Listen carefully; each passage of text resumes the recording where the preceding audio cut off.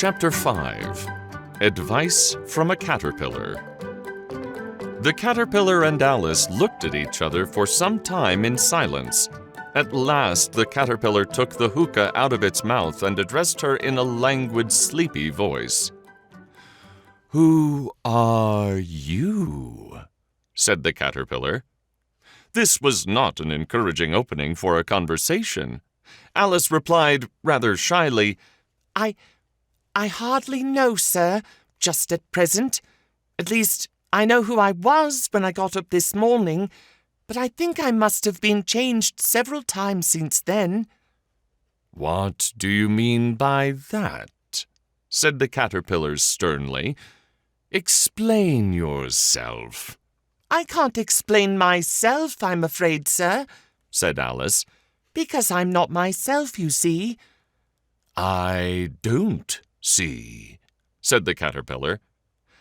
"I'm afraid I can't put it more clearly," Alice replied very politely. "For I can't understand it myself to begin with, and being so many different sizes in a day is very confusing." "It isn't," said the caterpillar. "Well, perhaps you haven't found it so yet," said Alice.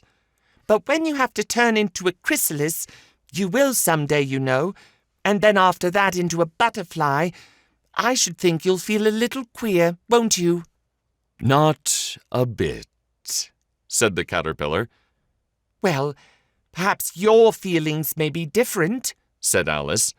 "All I know is, it wouldn't feel very queer to me." "You?" said the caterpillar contemptuously. "Who are you?" Which brought them back again to the beginning of the conversation. Alice felt a little irritated at the caterpillar's making such very short remarks, and she drew herself up and said very gravely, "I think you ought to tell me who you are first." "Why?" said the caterpillar. Here was another puzzling question, and as Alice could not think of any good reason, and the caterpillar seemed to be in a very unpleasant state of mind, she turned away. "Come back," the caterpillar called after her. "I've something important to say." This sounded promising, certainly. Alice turned and came back again. "Keep your temper," said the caterpillar. "Is that all?" said Alice, swallowing down her anger as well as she could. "No," said the caterpillar. Alice thought she might as well wait, as she had nothing else to do, and perhaps after all it might tell her something worth hearing. For some minutes it puffed away without speaking, but at last it unfolded its arms, took the hookah out of its mouth again, and said, "So, you think you're changed, do you?" "I'm afraid I am, sir," said Alice. "I can't remember things as I used, and I don't keep the same size for 10 minutes together." "Can't remember what things?" said the caterpillar. "Well, I've tried to say, 'How doth the little busy bee?' but it all came different," Alice replied in a very melancholy voice. "Repeat, 'You are old, Father William,'" said the caterpillar. Alice folded her hands and began. "You are old, Father William," the young man said, "and your hair has become very white, and yet you incessantly stand on your head. Do you think at your age it is right?" "In my youth," Father William replied to his son, "I feared it might injure the brain, but now that I'm perfectly sure I have none, why, I do it again and again." "You are old," said the youth, "as I mentioned before, and have grown most uncommonly fat. Yet you turned a back somersault in at the door. Pray, what is the reason of that?" "In my youth," said the sage as he shook his grey locks, "I kept all my limbs very supple. By the use of this ointment, 1 shilling 1 box, allow me to sell you a couple." "You are old," said the youth, "and your jaws are too weak for anything tougher than suet. Yet you finished the goose with the bones and the beak. Pray, how did you manage to do it?"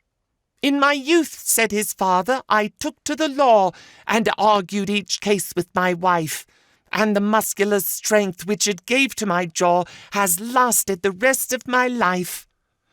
You are old, said the youth. One would hardly suppose that your eye was as steady as ever. Yet you balanced an eel on the end of your nose. What made you so awfully clever? I have answered 3 questions, and that is enough, said his father. Don't give yourself airs. Do you think I can listen all day to such stuff? Be off, or I'll kick you downstairs. That is not said right, said the caterpillar. Not quite right, I'm afraid, said Alice timidly. Some of the words have got altered. It is wrong from beginning to end, said the caterpillar decidedly, and there was silence for some minutes. The caterpillar was the first to speak. What size do you want to be? It asked. Oh, I'm not particular as to size, Alice hastily replied. Only one doesn't like changing so often, you know. I don't know, said the caterpillar. Alice said nothing. She had never been so much controlled in all her life before, and she felt that she was losing her temper. Are you content now? Said the caterpillar. Well, I should like to be a little larger, sir, if you wouldn't mind, said Alice. 3 inches is such a wretched height to be. It is a very good height indeed, said the caterpillar angrily, rearing itself upright as it spoke. It was exactly 3 inches high. But I'm not used to it, pleaded poor Alice in a piteous tone, and she thought to herself, I wish the creatures wouldn't be so easily offended. You'll get used to it in time, said the caterpillar, and it put the hookah into its mouth and began smoking again. This time Alice waited patiently until it chose to speak again. In a minute or 2, the caterpillar took the hookah out of its mouth and yawned once or twice and shook itself. Then it got down off the mushroom and crawled away into the grass, merely remarking as it went, One side will make you grow taller, and the other side will make you grow shorter. One side of what? The other side of what? Thought Alice to herself. Of the mushroom, said the caterpillar, just as if she had asked it aloud, and in another moment it was out of sight.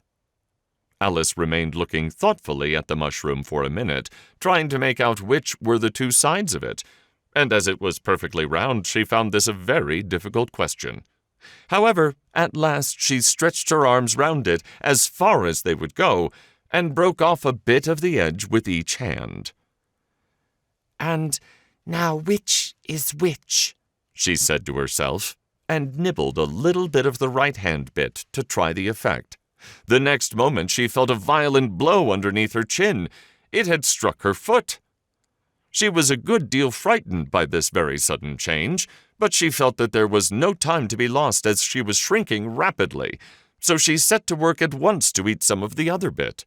Her chin was pressed so closely against her foot that there was hardly room to open her mouth, but she did it at last and managed to swallow a morsel of the left-hand bit.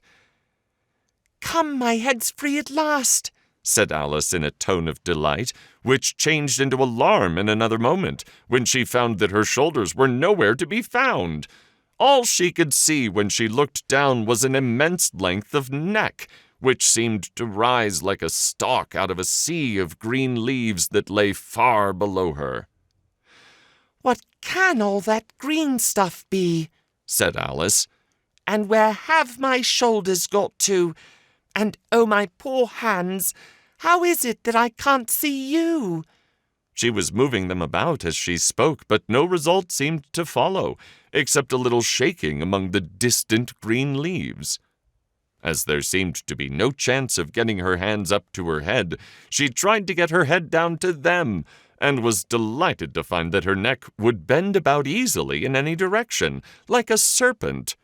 She had just succeeded in curving it down into a graceful zigzag, and was going to dive in among the leaves, which she found to be nothing but the tops of the trees under which she had been wandering, when a sharp hiss made her draw back in a hurry. A large pigeon had flown into her face and was beating her violently with its wings. "Serpent!" screamed the pigeon. "I'm not a serpent," said Alice indignantly. "Let me alone." "Serpent, I say again," repeated the pigeon, but in a more subdued tone, and added with a kind of sob, "I've tried every way, but nothing seems to suit them." "I haven't the least idea what you're talking about," said Alice. "I've tried the roots of trees, and I've tried banks, and I've tried hedges," the pigeon went off without attending to her. "But those serpents, there's no pleasing them." Alice was more and more puzzled, but she thought there was no use in saying anything more till the pigeon had finished. "As if it wasn't trouble enough hatching the eggs," said the pigeon, "but I must be on the lookout for serpents, night and day. Why, I haven't had a wink of sleep these 3 weeks."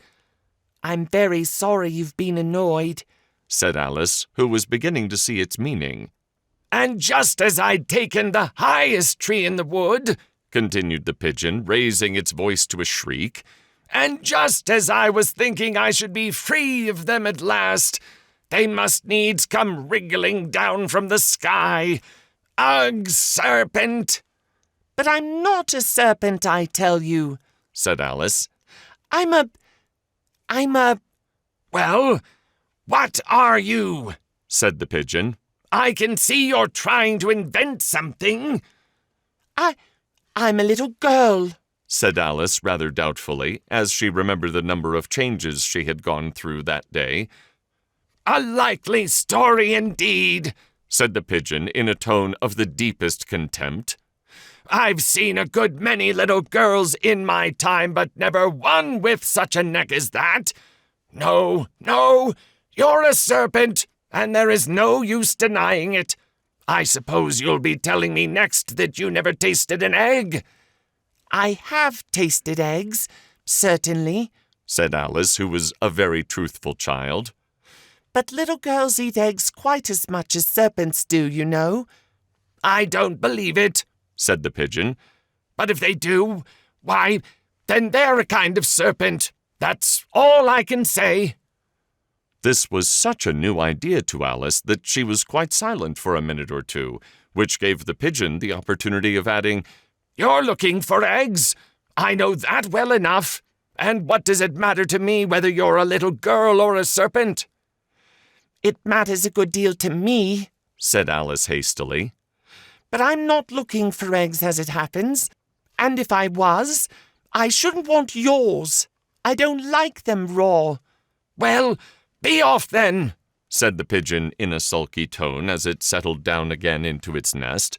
Alice crouched down among the trees as well as she could, for her neck kept getting entangled among the branches, and every now and then she had to stop and untwist it. After a while she remembered that she still held the pieces of mushroom in her hands, and she set to work very carefully, nibbling first at one and then at the other, and growing sometimes taller and sometimes shorter, until she had succeeded in bringing herself down to her usual height. It was so long since she had been anything near the right size that it felt quite strange at first, but she got used to it in a few minutes, and began talking to herself as usual. "Come, there's half my plan done now. How puzzling all these changes are. I'm never sure what I'm going to be from one minute to another. However, I've got back to my right size. The next thing is to get into that beautiful garden. How is that to be done, I wonder?" As she said this, she came suddenly upon an open place with a little house in it about 4 feet high. "Whoever lives there," thought Alice, "it'll never do to come upon them this size. Why, I should frighten them out of their wits." So she began nibbling at the right-hand bit again, and did not venture to go near the house till she had brought herself down to 9 inches high.